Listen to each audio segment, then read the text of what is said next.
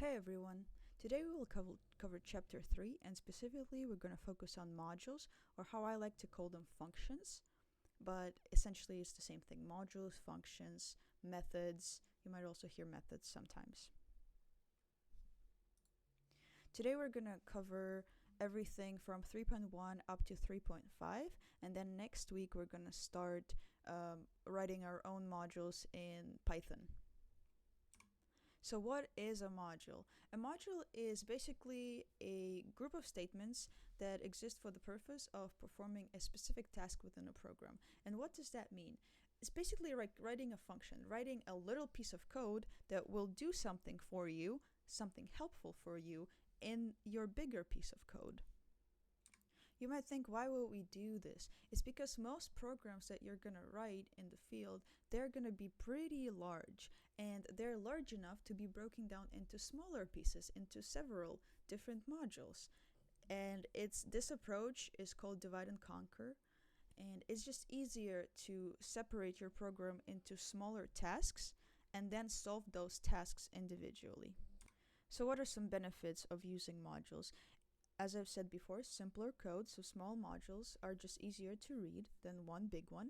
Think of it as a book. Would you be comfortable with reading a book that had just 200 pages of sentences? No indentation, no nothing, no dividing into chapters, just full-on text for 200 pages. Of course not. You would rather prefer to have chapters, to have paragraphs, to have different sections of the book, right? Think of it the same way when it comes to your code. You would rather have many different modules, subtasks, instead of just one big piece of code. Another benefit is you can reuse those. You can reuse your modules. You can reuse your code. You don't have to have redundancy in your code. You don't have to write the same thing over and over again. You can just write one function and then call that function multiple times. That might save you tons and tons of lines of code. It's way better for testing because instead of looking through all 200 lines of your code or 300 or whatever lines of your code, you can pinpoint where the problem is. The problem is with this module, so I'm just going to fix these 10 lines of code instead of trying to figure out where the heck is my problem. And faster development, same thing. You're going to reuse common modules that you're going to write over and over again.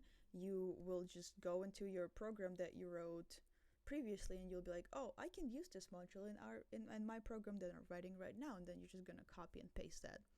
And you're going to share the workload. It's easier to work whenever you're working in teams. It's easier to use modules because multiple different people can work on multiple different modules.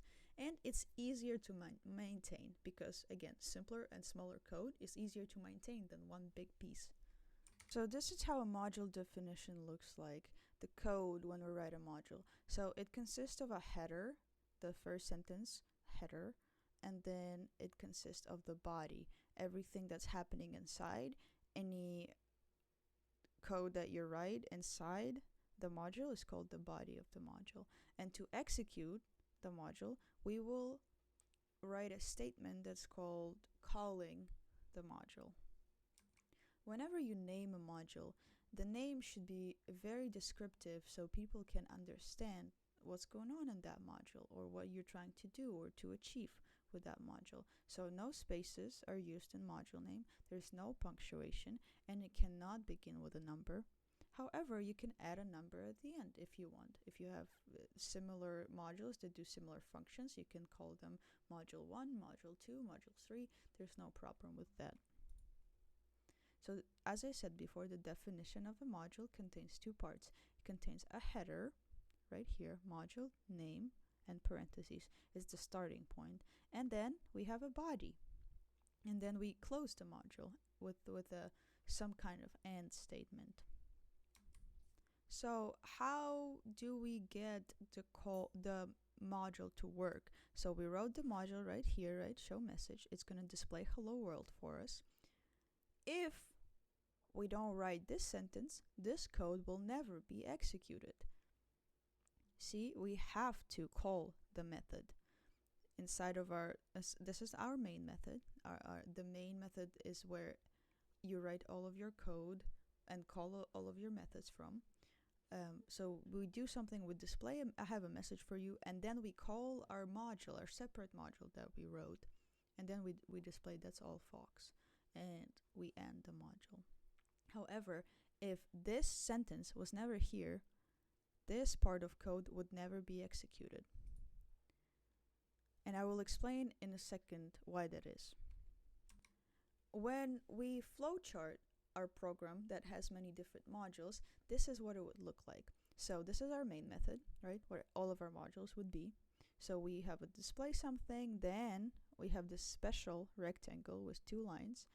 That means that this is a method. We call a method here. And then we have a separate flowchart for that method. It's quite simple. And you would do this for all of your methods that you have. Whenever we think of writing our program with modules, we implement what we call a top-down or waterfall design. We use it to break down our program into separate modules, and here's how we do it.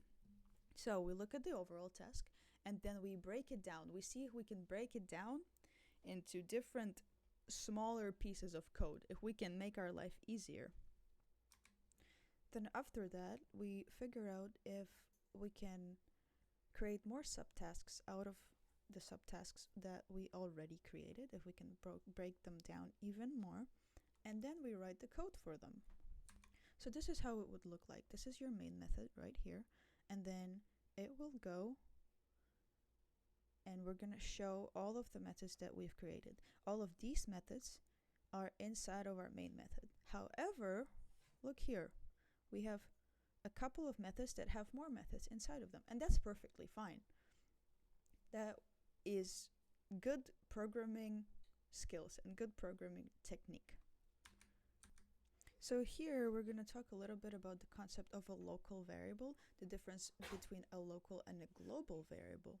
So what is a local variable? It's any variable that is declared inside of your module. All right, if you create any variable inside of the module, that's called a local variable, and it can only be accessed by statements that are inside of the module. It cannot be accessed by anything from the outside. It doesn't exist to anything outside of the module.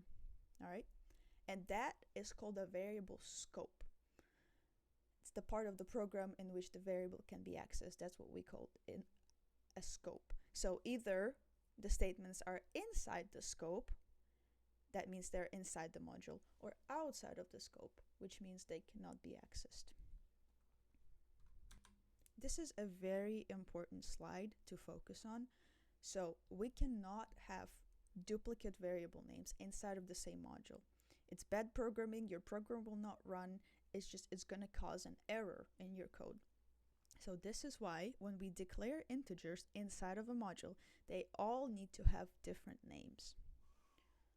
However, if we have duplicate variables in different modules, that's perfectly fine. We can do that because remember, recall scope and outside the scope and inside the scope. Anything outside of the module does not exist. So for this module, right, show have, this module show square does not exist. This module does not know that this module exists or this module exists. The same way as this module, it does not know that show have exists. I hope that makes sense. Now, sometimes we need to share some information, some data with a module, right? For example, one module did some calculations, and now we need to pass those calculations to a different module that will perform some different calculations. So how do we do that? We do that with the help of passing arguments. And what is an argument? So argument is whenever you send something. It's the piece of data that you are sending. And a parameter is a variable that's going to receive that piece of data. And I will show you that in the next slide. It's not that complicated, not as complicated as it sounds.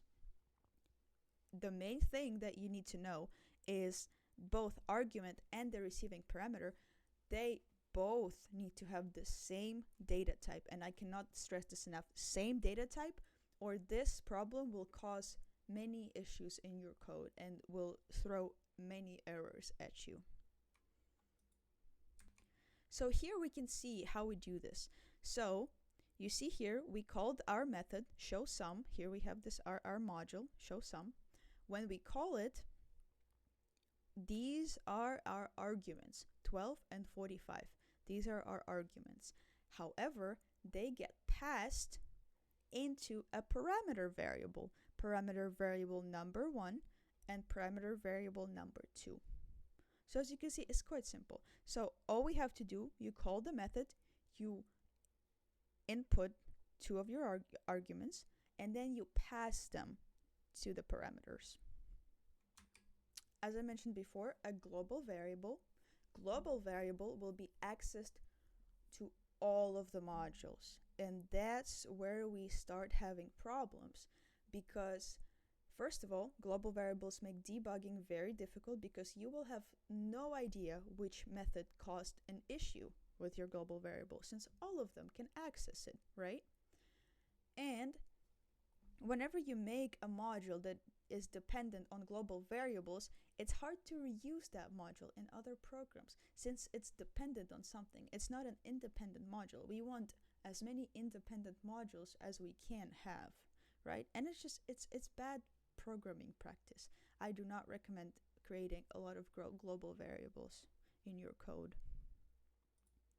However, a global constant is a good programming technique. And let's recall what a constant is. A constant is a variable that cannot be changed, that we can only read, right? So, since it cannot be changed, nothing's going to happen with that constant. It's never going to change, and no matter what modules do with it, they're not going to cause any problems because they're not going to change the variable. See, and since a program cannot modify the value of a constant, these are much safer than using the global variables. And this is all I had for today. Let me know if there are any questions, any concerns. I'm here, I'm available, and hope you had fun. And I'll see you in the next lecture on Monday.